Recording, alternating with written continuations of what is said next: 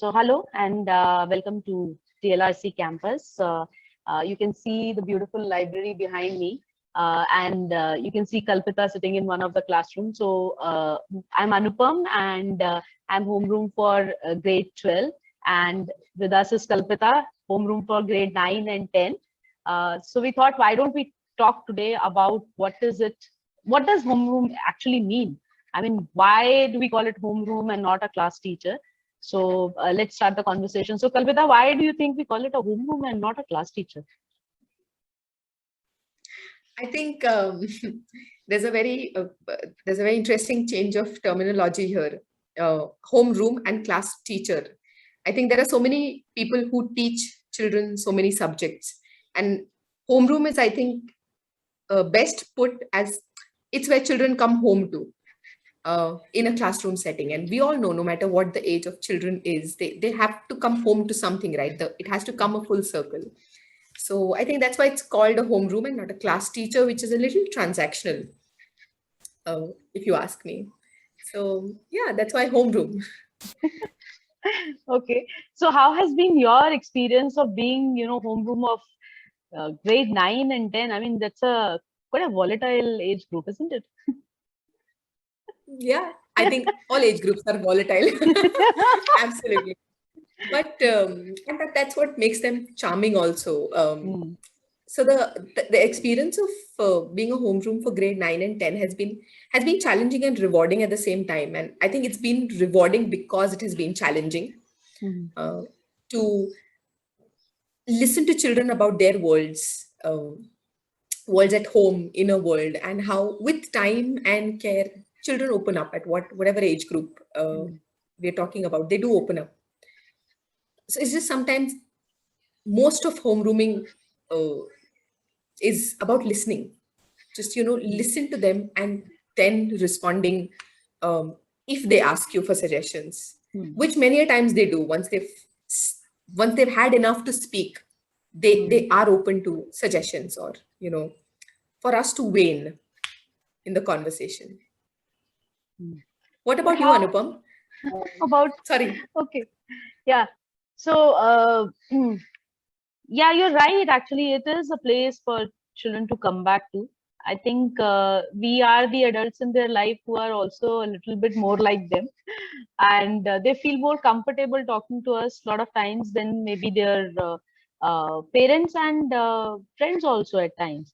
More than that, I think they also look at us like we are guides because we know a little bit more than them about life.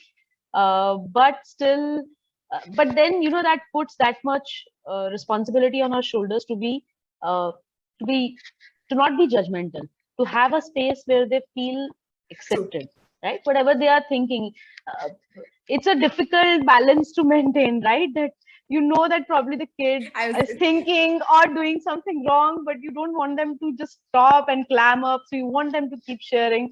So guiding that discussion in the right direction, uh, it's a little bit of a tough job, but I think the last 1 year has been even tougher because we have Yeah. been online and the interactions have become more formal and structured rather than being free flowing and conversational.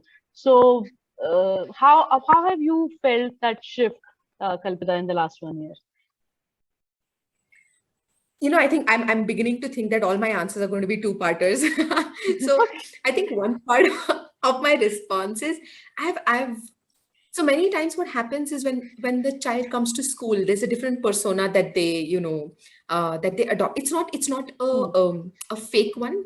I'm consciously saying it's a different. I think because a child has different facets to their personality, they bring a different personality here because maybe people don't have a lot of baggage of who they are as children, who they were last year or before that, which is there on the home front. So I've appreciated the joining in of the jigsaw puzzle where now I know how they are at home.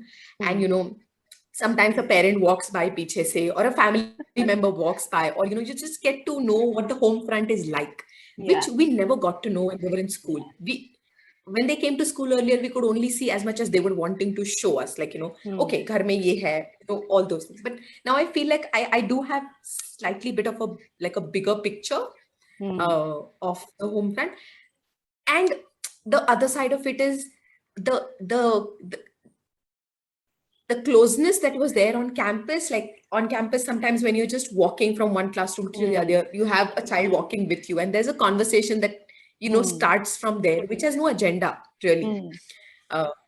That doesn't happen online. It's all planned. It has to be planned. Like everybody's there at a particular time, and then it does become a little planned. I think that's the word. So the impromptu thing doesn't happen online. Yeah, like that now that they have started coming to campus for a few days, whenever you pass them and you say something, they're like, okay, is there a meeting? Do we have to talk? So that reaction, I think they are also kind of transitioning into being on campus. And a beautiful point about the home front opening up, because I think they enjoyed a lot to see our homes as well, isn't it? I mean, yeah. And I remember, just to share, during just before Ganpati, one of the students, he took us around his whole home to show us that they don't do Ganpati Visarjan. The Ganpati stays in their house. So he showed us all the Ganpati that were kept around the house. So that experience wouldn't have been there if we were not online. Yeah, but the interactions have become more mechanical to some extent. They are not as natural at times. So that issue is there. But what have been Absolutely. the other challenges? Yeah. No, go ahead. And I was just asking that, what other challenges have you seen, which are like there in online, offline, everywhere as a homeroom? I think another challenge that I did face as a homeroom this year, particularly in offline, is online. Sorry, when children come on campus, you see them growing from day one to mid-year to the last day, and you are able to see that because the child is present in that space and you are present in that space. Like you're both there. So there's a lot of other conversations or other observations that happen by and by. So like we have open classrooms, right? So when I'm going from my one place to another and there is a class going on and I'm their homeroom, I'm not teaching them, but just a glimpse into the classroom, and I can gauge what's going on. And how different children are responding to that. So this peripheral information that got completely closed off. Yeah. Because I was in my own lessons, my subject lessons. So whenever I did talk to the children was during the homeroom, dedicated homeroom time that I have. But there is no peripheral information at all about the child. Unless, of course, the classes when I went into, but that was limited. I mean, not as much as campus. Yeah. What else kind of has been something that you had to kind of overcome over the years with the kids, or that transition from a subject facilitator to a homeroom? What are some challenges there? I think one of the challenges, I mean, this is something that I've heard, and very initially, I faced this. There's having no agenda. Like as subject facilitators, it's an occupational hazard that when I walk into a class, I need to have a lesson plan. But as a homeroom, it's not always necessary. Actually, I would recommend, it's not necessary to have a lesson plan every time. The plan is the bigger picture of why you are there as a homeroom. The intent, the purpose of why a homeroom is there is to not always have planned conversations or some content that needs to be delivered or facilitated. It's not that. I think it's the journey that a homeroom facilitates, and children are on their journey, and it's like a meeting point. So I think that is something I see homeroom as that, and that was one of the initial challenges, like to walk into a classroom with, sometimes there are games, sometimes there are some conversations you want to have with children, but you don't know the end of that conversation, of how it's going to blossom with so many minds at work. So that challenge has, like I said earlier, that challenge has in turn become a reward. Like the kids, like saying, मुझे OCD हो गया है वो देख के कि बिना lesson plan के क्लास में जाना पड़ेगा. Exactly. Yeah, that is there. Yeah, and I think sometimes you also get a little too involved, and that also is a drain at times. Just to kind of, you have to take yourself out of those conversations also, and it does once in a while tends to happen, because yeah. Of course. Yeah. Yeah. And what have been the big rewards of this journey? You have been homeroom for now 3 years almost? Starting with the Yes. very small ones and then moving on to the more teenagers. Yeah. Absolutely. I think that the biggest reward for me has been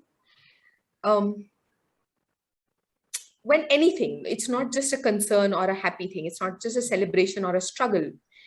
When a child looks for you on campus and says, Kalpita ma'am, I want to talk to you about something. And they're not coming with a guilty thing or a boisterous thing. And it's okay to even come with that.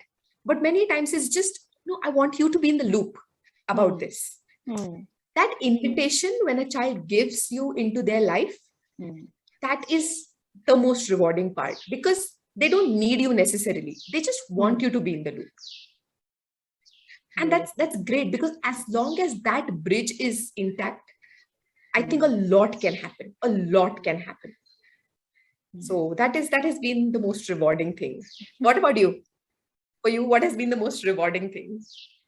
Actually, because I am also involved with the admission process, and I get to see their journey from the time that they were not part of our space, and then they grow into and be part of that journey besides my subject. Because subject, we know we have, they can choose subject. So I don't get to meet everybody in my subject classes. So otherwise I would miss the journey of lots of them, right? But when I get to meet them as homeroom and see how they kind of, change, how they kind of evolve, and somewhere to know that this space has created that, has helped in them transforming. That is a huge reward. I mean, it takes a long time. It takes almost 2 years to see that. But when you see them on their farewell night and they are giving their speeches, and you suddenly realize that this was that kid who had come, who was like, probably, do I really want to come here? And would they accept me and all that? And suddenly the kid is saying something very profound. It's just, it's goosebumpy, right? That night when they finally kind of take their farewell. Absolutely. Yeah, that's the biggest reward. Absolutely. Yeah. Yeah. Wow. You almost took me to a graduation, like the recent one that we have attended. The recent one. Yeah, it's phenomenal. Yeah. It's phenomenal. Your journey as a homeroom, how has that impacted your facilitation in classes? Has there been an impact? Have you seen the reverse kind of an impact of that in your facilitation? Does facilitation become easier, or it becomes tougher because now, they are so pally with you, so it is more difficult to contain them? How is it? I think it has never become difficult, because I'm their homeroom. Facilitation has never become difficult for me.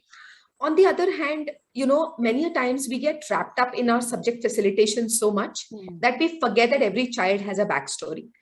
Every behavior has a backstory. Every action has a backstory to it.